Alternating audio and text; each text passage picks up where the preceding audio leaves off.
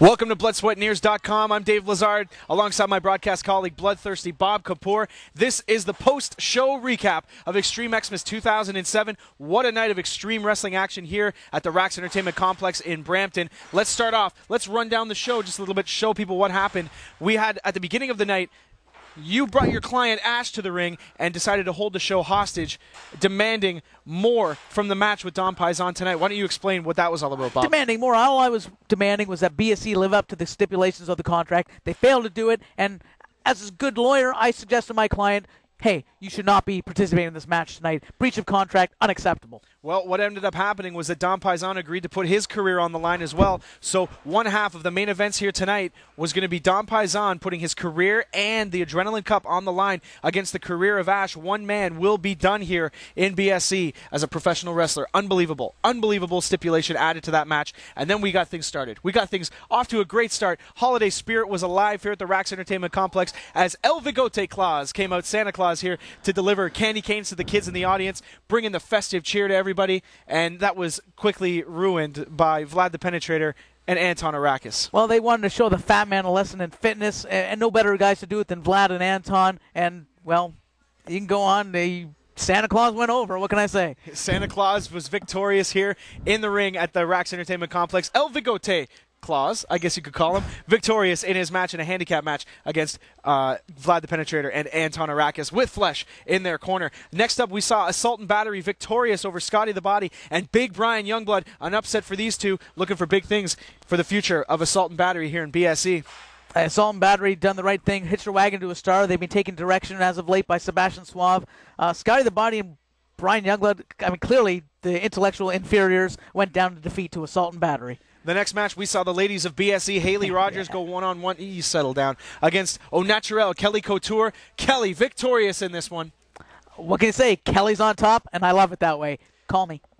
Next up, saw two members of the tag team division going at it in singles competition as one half of the Revoluchas, El Sombra, against one half of the Suicide Kids, Extremo. Now, we got to explain something here. Cody 45, it was announced before the show that he's been suspended by BSE management for, well, lack of contact. There's been no contact made between BSE management and Cody 45, so therefore the company's had no option other than to suspend him. Extremo doing things on his own at this point. Yeah, it was the right call. Cody 45 unavailable for comment, unavailable for the matches. I mean, eventually BSE management had to take charge, and that's what they did. So in the match, we saw Extremo victorious at the very end of the match with a very sort of controversial pinfall on Sombra. He did not take lightly to that, and we saw a mean streak. Remember the first time we've seen a really mean streak out of El Sombra? He slapped Extremo on his way out of the ring. What does this mean for the Revoluchas? We'll have to wait and see.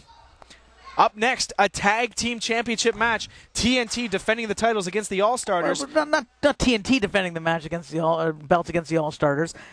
El Tornado showed up. Tyson Dukes apparently given the night off. I'm not sure what happened. El Tornado telling the crowd, telling the BSE roster, hey, anyone who wants to team up for the night, I'll do it. And he answering the call, Bang Bang Pete. Absolutely. I mean, it might sound as weird as it sounded to us when it first happened. Tornado basically said, Tyson's taking the night off. We're so confident in our ability to defeat the All-Starters. We're just going to take the night off. Tyson's staying at home. He's going to watch Christmas shows or whatever he might be doing with his time off. So Tornado was stuck with Bang Bang Pete. He answered the challenge, and they were victorious over the All-Starters. So we're still going to have to wait and see the All-Starters look for that tag team gold around their waist by trying to defeat TNT. Fortunately, Tornado being able to get the job done, even with it being sidled with Bang Bang Pete. Next up was one half of the main events, the one match that has been building for over 2 years here in BSE. Don Paisan put the Adrenaline Cup on the line, as well as his career, against the career of your client, Ash. And these guys beat each other from bell to bell with chairs, with ladders, with weapons, anything they could find. The standing 10 count in the last man standing match was almost hit on numerous occasions, and then the Black Circle made their way to the ring. You seem to know what was going on the entire time, Bob. Well, Dave Blezard, the Black Circle, four guys with common interests, let's say. The Blackouts, James Champagne, and my client Ash. And come on, let's hear the result. I want to savor it as you say what happened. Who won?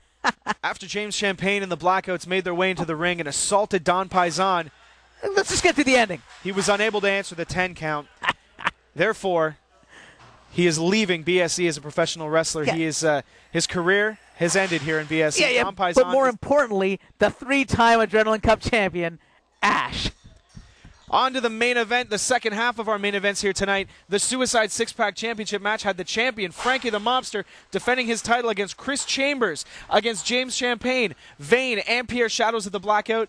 And don't forget TNA superstar, Fallen Angel Christopher Daniels making his return to BSE. looking for that strap in his second opportunity here in BSE. He was unsuccessful. The victor in this match, Frankie the Mobster. Yeah, retaining his championship gold, Frankie the Mobster, crazier than ever. He managed to do it one more time. Xtreme Xmas 2007 has been wrapped up, and we are very glad to have another amazing year of 2007 here. Bob, highlights left, right, and center, and we want you to keep checking out bloodsweatnears.com because we're going to have a top 10 list where we're going to sit down and analyze the biggest events of 2007. We've seen a whole bunch of them, so that's going to come soon to bloodsweatnears.com. And, of course, we did announce on February the 3rd to kick off 2008, we will see three TNA knockouts That's in six. this. That's 6. 3 TNA knockouts in this ring. We're going to see Gail Kim, Tracy Brooks, Christy Hemme all in action February the 3rd, Super Bowl Sunday at the Rax Entertainment Complex. Keep checking out bloodsweatnears.com for more details. It's been a great 2007. Xtreme Xmas was a great way to end it. For Bloodthirsty Bob Kapur, my name is Dave Blezard, and we'll see you in 2008.